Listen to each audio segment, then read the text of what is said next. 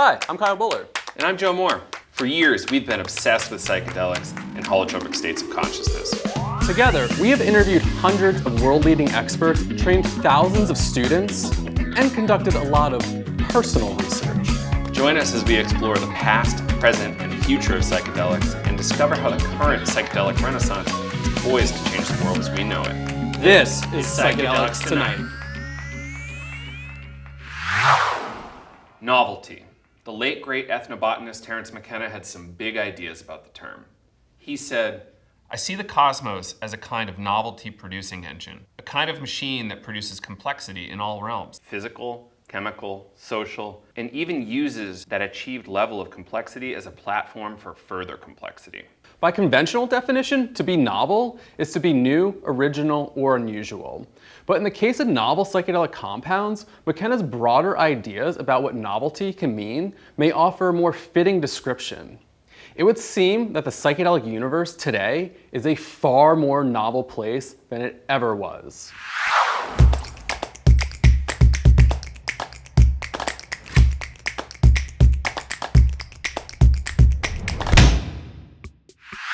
When we think of novel compounds, we typically think of those which have been first synthesized or discovered within recent decades. But throughout history, every psychedelic compound was at one point novel.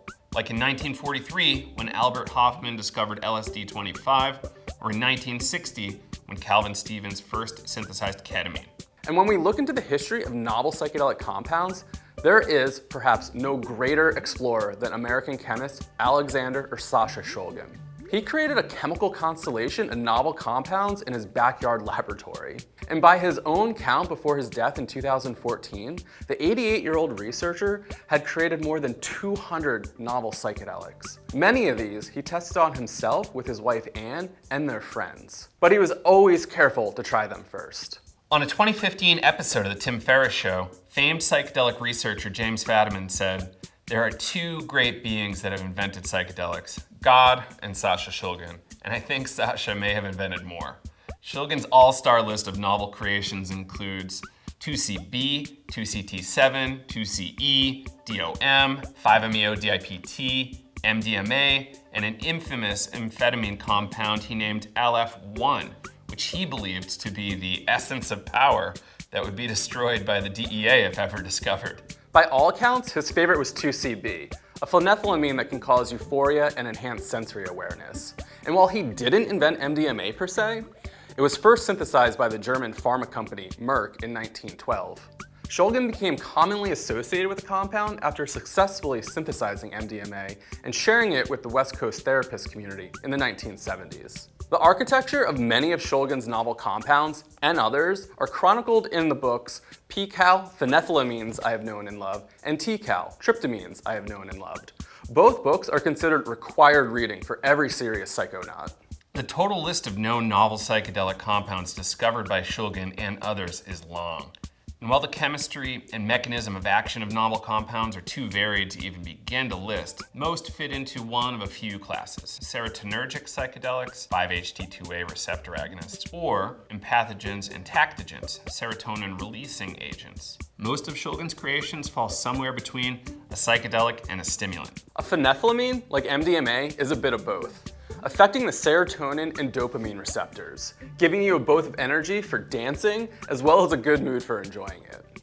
A tryptamine, like 5-MeO-DIPT, aka foxymethoxy, binds at the 5-HT2A serotonin receptor, which is commonly associated with the typical psychedelic effects, similar to compounds like LSD, psilocybin, and DMT.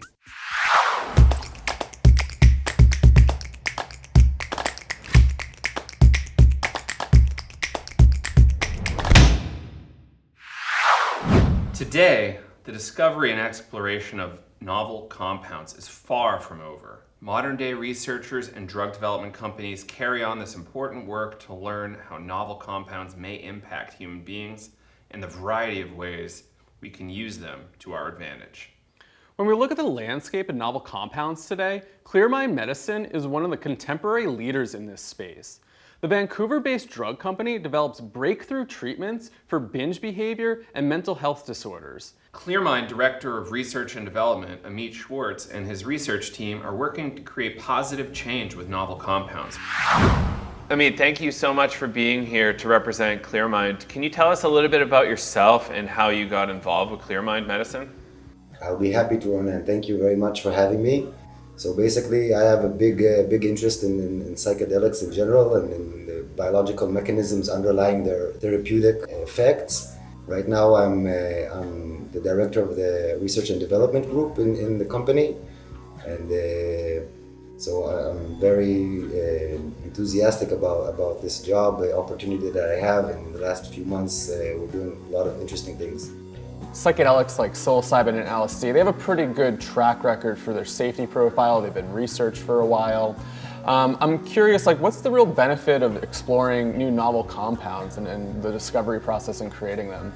It's the different tweaking of the molecule that enables us to understand what the different functions are of the parts of the molecule, and this further enables us to investigate consciousness and to understand the therapeutic potential of these substances. Although there are a lot of well-established knowledge regarding classic psychedelics, I think there's always room to further understand their relationship to other compounds in the family, and through that also to understand their therapeutic actions. Thinking about novel compounds, is there a particular area that interests you the most? I heard you talk about Sasha Shulgin before, so I'm curious around phenethylamines, tryptamines. Is there anything that really interests you around certain compounds to explore and discover? Personally, as a biologist also, what interests me the most, I guess, about these substances is how come two molecules which are completely identical apart from one or two atoms interact with the same receptor in the same area of the brain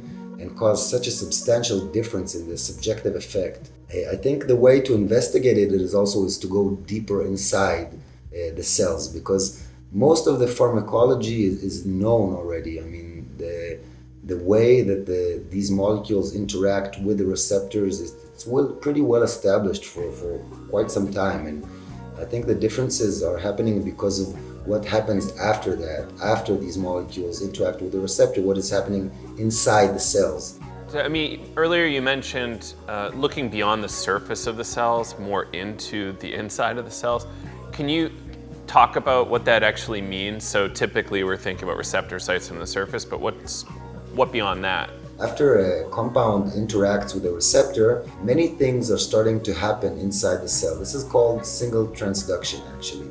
Different proteins basically are interacting with different proteins. This can affect different areas inside the cell. So we are talking about calcium efflux. We're talking about different factors that can actually change the genes that are being employed in that cell. And then there is another level of activity that is happening, which is called epigenetics. And this is changing the landscape that actually regulates gene transcription. Yeah, it's really fascinating. I know Dr. Joe Tafur, I think over at Modern Spirit, is exploring the epigenetic aspect and just thinking about the implications that has on healing, really understanding how psychedelics are really impacting the body in a different way. And yeah, I'm super excited about that research as well. Amit Schwartz, thank you for joining us here at Psychedelics Tonight. Really fascinating conversation, so thank you for all your insights. Much appreciated. Thank you very much, guys. It was my pleasure. Thank you.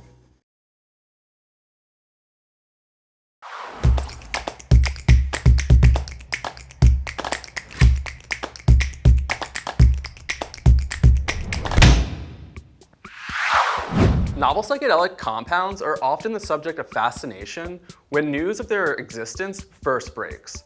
But depending on the way the narrative is spun and who's telling the story, the same substance can become a villain or a hero. For decades, new and exotic drugs have been easy fodder for sensationalist news stories. Usually, the average person will first learn about a new drug through headlines that read something like, "Dangerous XYZ party drug is sweeping the nation."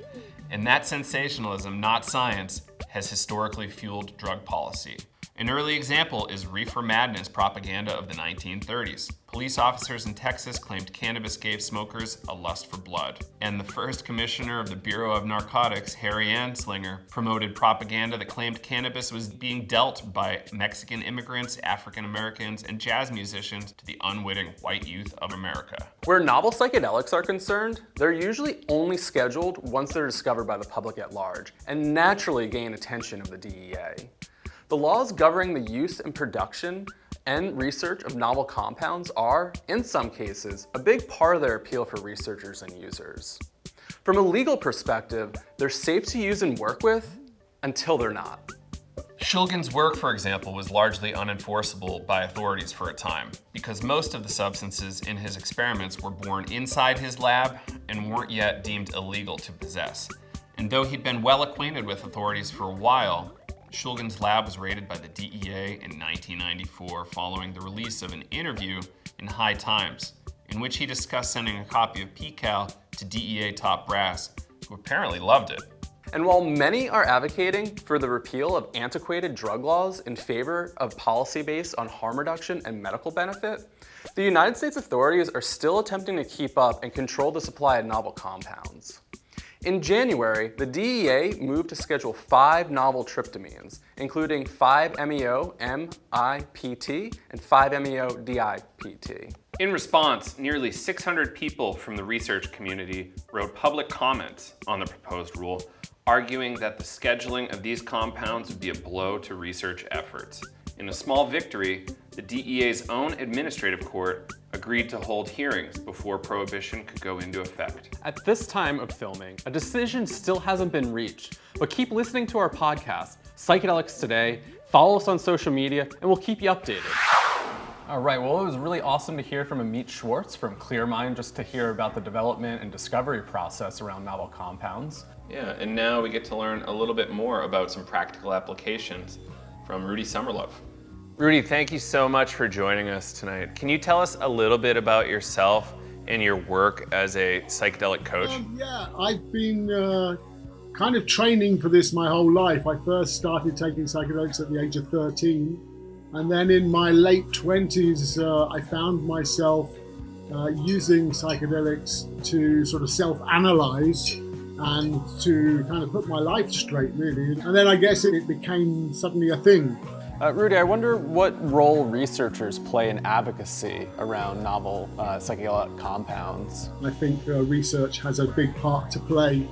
And the more that we make judicial decisions based on science and not upon emotion or just arbitrary ideas, the better, I think. I think we should be using science in that way, and we should be using research. And I think we all went to school and we all were told how important science is, and then we see that actually, in many areas, science is ignored completely. Rudy, how does legality play into your work with psychedelics, and do you have any opinions on the legality of psychedelics? I have a famous sort of catch-all, which is we can offer pretty much any plant medicine, but partaking of that medicine, if you like, may be location dependent.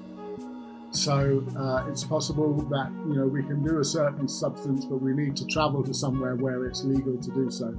There's so much going on that we're up against, and there is no logic in how these laws operate. It's about control, and it's about protecting industries that already exist.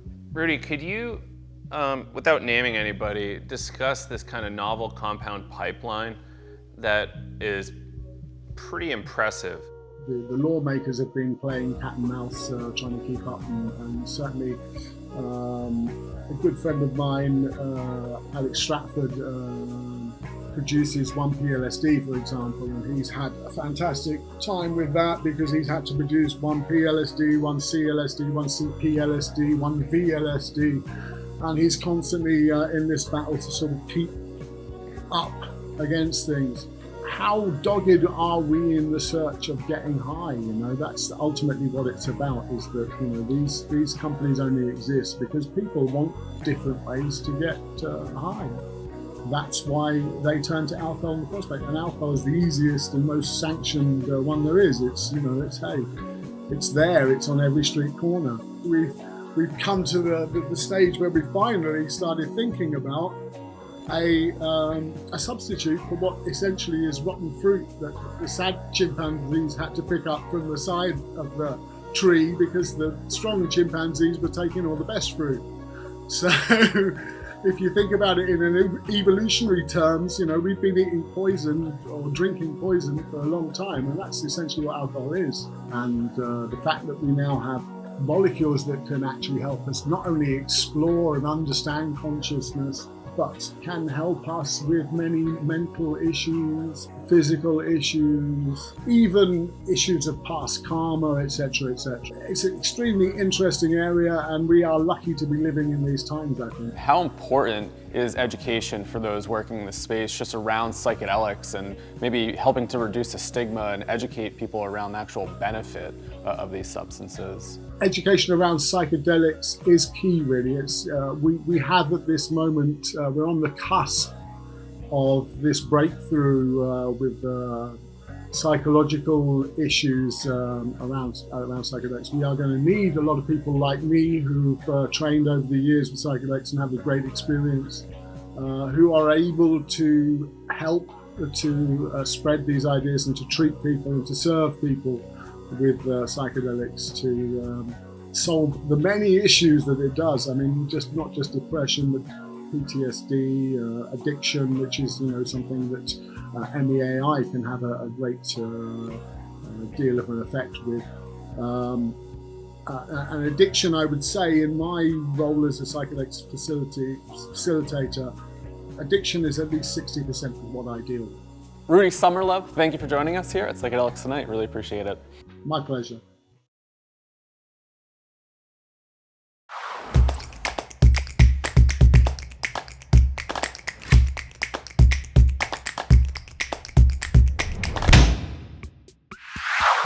Most novel compounds are being studied or designed to improve upon their psychedelic grandparents in one way or another.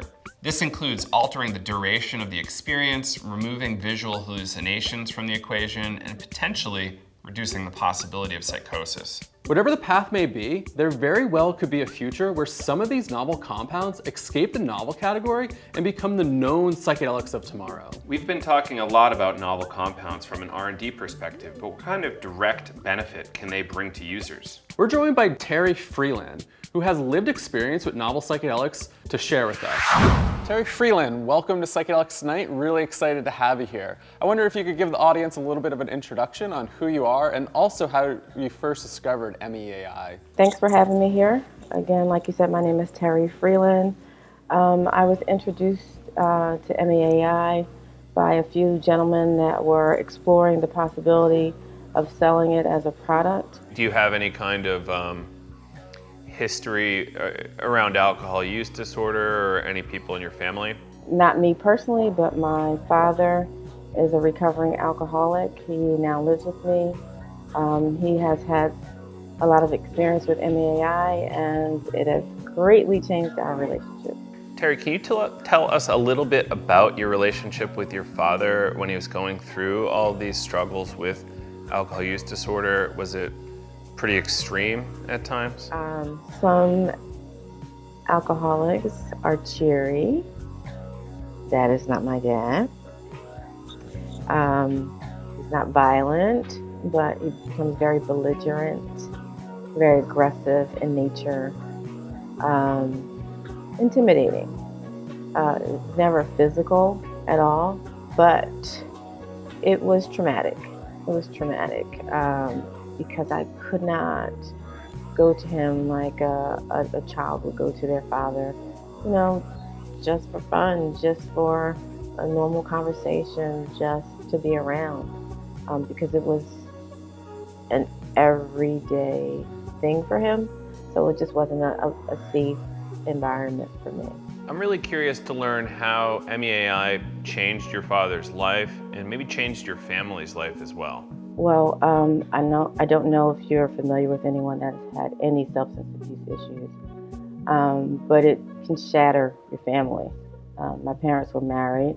You know, they divorced before I was 2, and it was a direct result of, you know, the alcohol usage. It was an unsafe environment for me, so I really didn't get a chance to be around my father. But now, it's just opened a whole new world to us. He gets to spend some quality time with my children, so he can be a great grandfather, and it's just a wonderful experience now.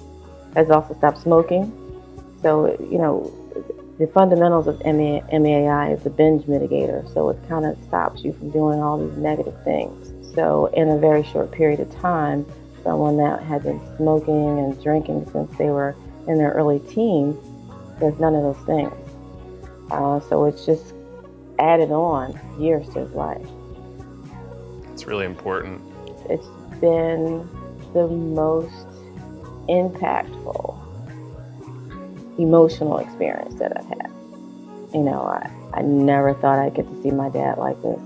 You know, he's a really wonderful, sweet guy, and I just didn't get to see that a lot when I was growing up. I've lost a lot of family members to alcohol, so I can only imagine how much impact it has on you, and yeah, how it could have changed a lot of my family's life.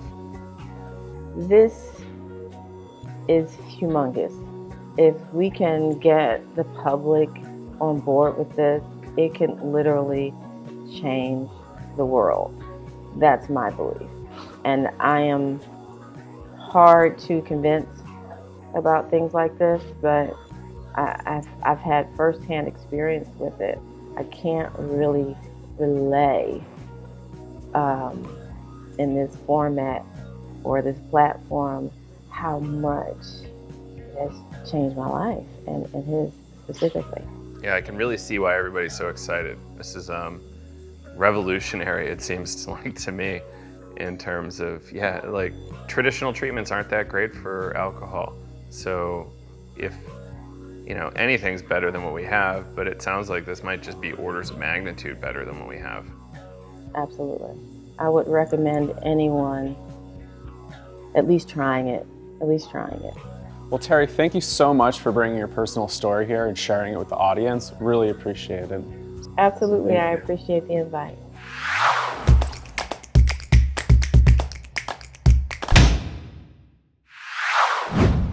While the substances that have come before have rich, complex histories, novel compounds are a blank slate that represent the future and offer a brave new frontier in the realm of psychedelic possibilities. In the next episode, we're going to take a look at what the future may look like as novel compounds begin to influence everyday life for all kinds of people. Until next time, this has been Psychedelics Tonight, and thanks for joining us. Stay smart, stay weird, safe tripping.